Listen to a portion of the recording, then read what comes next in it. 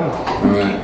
So let's call this meeting to order of the Ordinance Subcommittee, 6 p.m., May 14th, 2014. And we don't need a roll call because we're all here. I don't know if we have any minutes from last time to approve, and if we do, then that's fine. If we don't, we'll just wait. No problem. So as far as the agenda tonight, what I wanted to focus on was Parsons.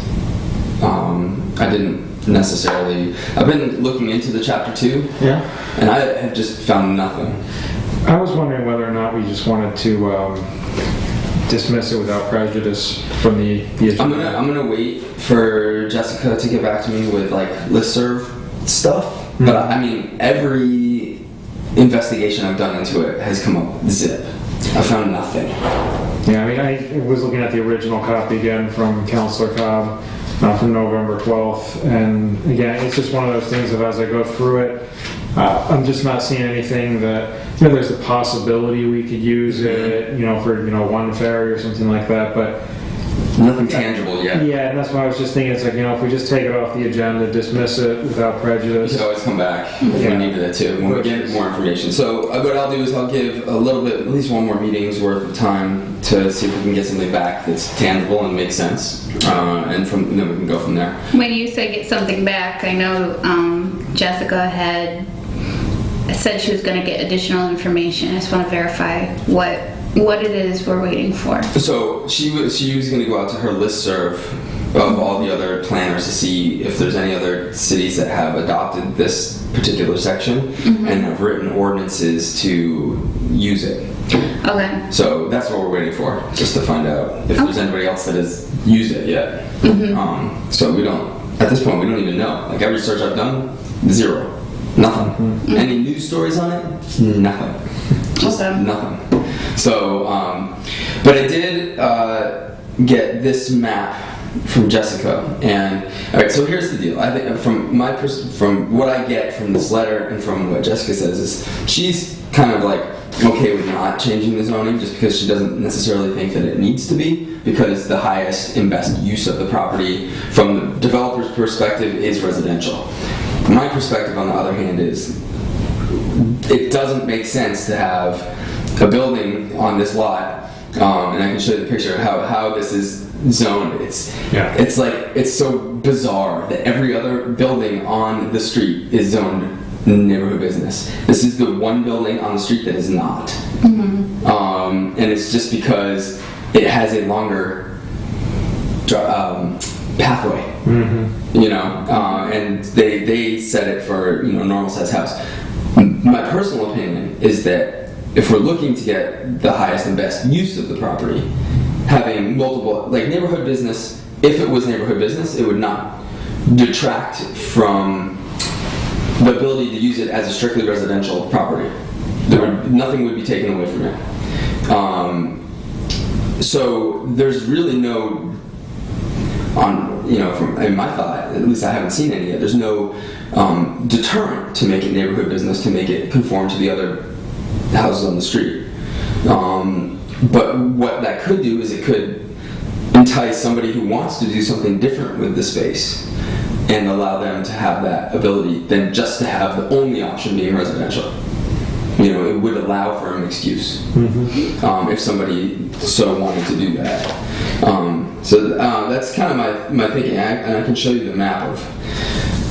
So I don't know if you guys can see. This is Parsons Street. So the swath is basically what they do is they take a certain distance from the center line of the street and go out on either side. And then when this street turned, all of these properties on their, see, this is where it's different. These properties, for the most part, their entire property is in neighborhood business. This one is not, and this one is not. But then if you look, you turn the corner, all of these properties, the neighborhood business goes on the property line. So, which is kind of interesting. So, basically what we'd be looking at is just extending this section back, this zone back. I mean, we could even go across these people's backyard because like whatever, it's a backyard, you know, to make it more clean if we wanted to. But what it would do is it would just bring the building into the zone that the front yard is. So for the sake of my notes, if I followed everything with Parsons right so far, half of it is zoned as residential and half of it is zoned as business? So right now, the way that it's zoned is the front blue part is neighborhood business. Okay. But there's no structure on that part. And if you look, you can kind of see the sidewalk going up. And there's a sidewalk that comes across, but then the walkway going up to the school, this front yard, if you will, is zoned business. Okay. But then the actual building is zoned Is zoned residential. is R10, so which is residential, which can only be used for residential purposes. So, for example, you know, if the off the map tattoo people wanted to partner with the luthier place and do some sort of a performance space tattoo thing with artists living upstairs, they could not do that right now. Okay. But if it was zoned neighborhood business, that would open it up. Or say a computer company wanted to open up an office, and they wanted the people that own the computer company wanted to live upstairs. They couldn't do that right now. Okay. I don't know if I draw on your map. No, go ahead. Okay. There's one thing though too, if we're looking at it, again because of the setbacks and stuff, we'd probably actually be looking at doing something more like this. Right. Just because, you know, then you've got this back lot here, and you've got this whole property. Because the thing with the mixed use, the residential business, is if there was a certain amount, as you saw from Jessica's letter, a certain amount of square footage devoted to the residential business, it would exponentially add on to the parking. Right. Too. It's true. So it's just one of those things that we'd really be looking at making it something like just extending this chunk of blue. Right. It wouldn't have to be like, oh, you're making it all goofy. Exactly. And if you know, and that I think this part is less, as far as the lines go, is less of an issue. We can let Jessica kind of, because the only thing, like if the building is zoned neighborhood business, the parking doesn't have to be in the neighborhood business zone. Okay. The parking could be in the R10, I believe. But if it didn't, then that works perfect. Yeah.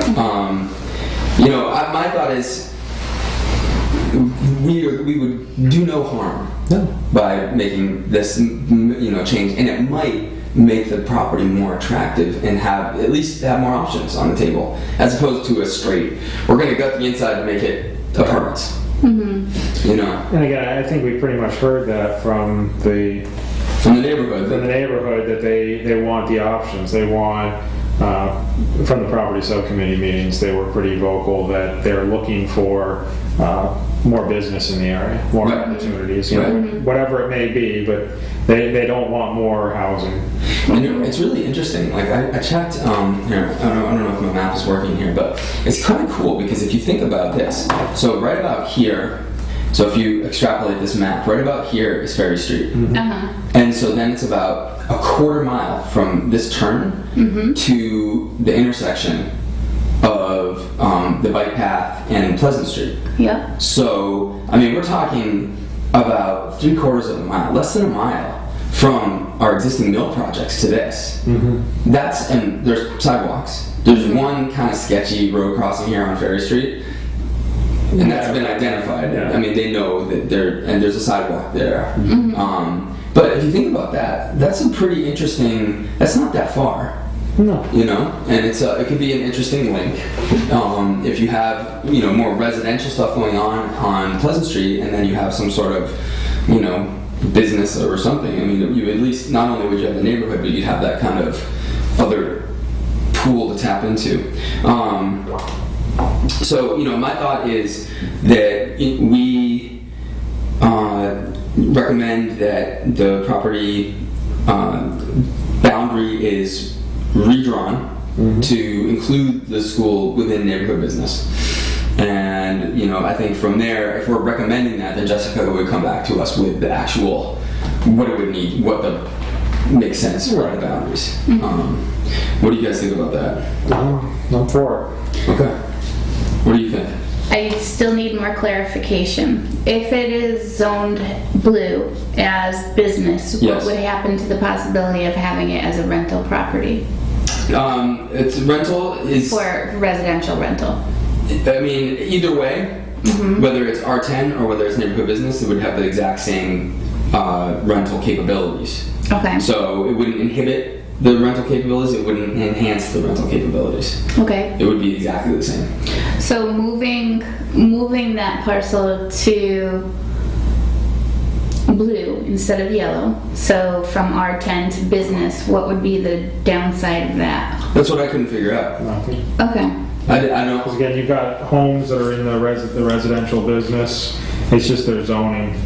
Yeah. So like a lot of, I mean, there are, like, for example, across the street, there's a couple of businesses that were businesses and now have been changed to just residential. Okay. But there's nothing to preclude them from doing that. Okay. And then at some point in the future, there's nothing to stop them because the zoning allows to reopen as some sort of a business. I mean, Okay. you can see up the street too. I mean, it looks like some businesses have then since been retrofitted into apartments. Right. Which is interesting because this right here is a whole new, brand new set of apartments that are kind of like, they have solar panels, they're eco, like real, and they're all neighborhood Fire business. was? Where was the fire? I think the fire was over here. It was right before you turn on to, what is that one? I go down it all the time. Not Federal, it's the next one. Oh, it's gonna Is it drive me Maine? crazy. No. Yeah. So, as far as the downside, I mean, the only thing it would do is it would allow the use of some sort of, like, a specific businesses. Okay. Now, neighborhood businesses are a more narrowly defined set of businesses as opposed to a downtown business or a highway business. They're more in fitting with neighborhoods. They have hours that are a little bit more restricted and other kind of requirements. But other than that, it really wouldn't be changing all that much, especially if you look at the surrounding zoning. Blue. So. Dance studio across the street. Yeah, there's a dance studio across the street. Yeah. So,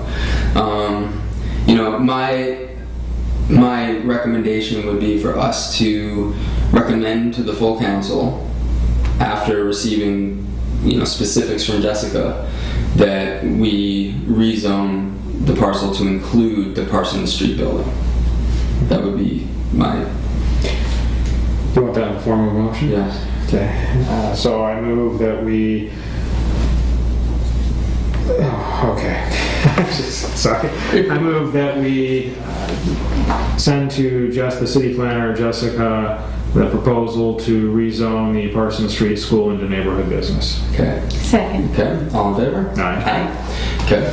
So what I'll do is I'll let Jessica know that that's the way we're going to kind of move this and have her get back to us with specifics.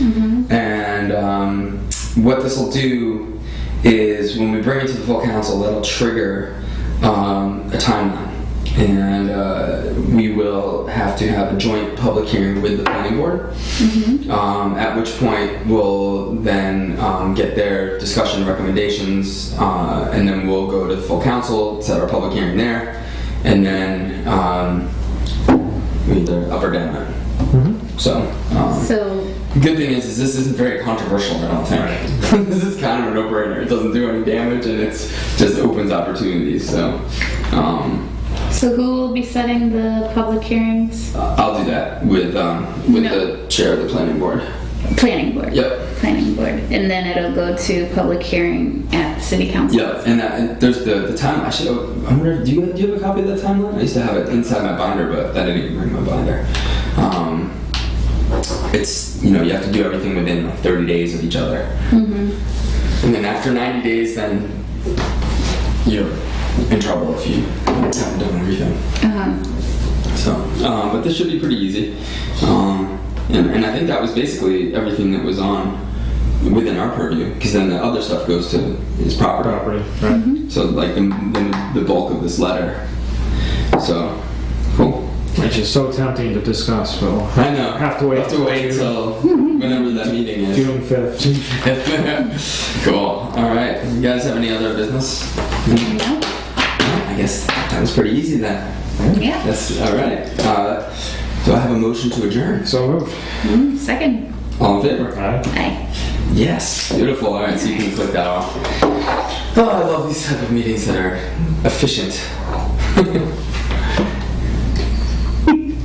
Upper left, same one that you used. There you go. You had to say efficient.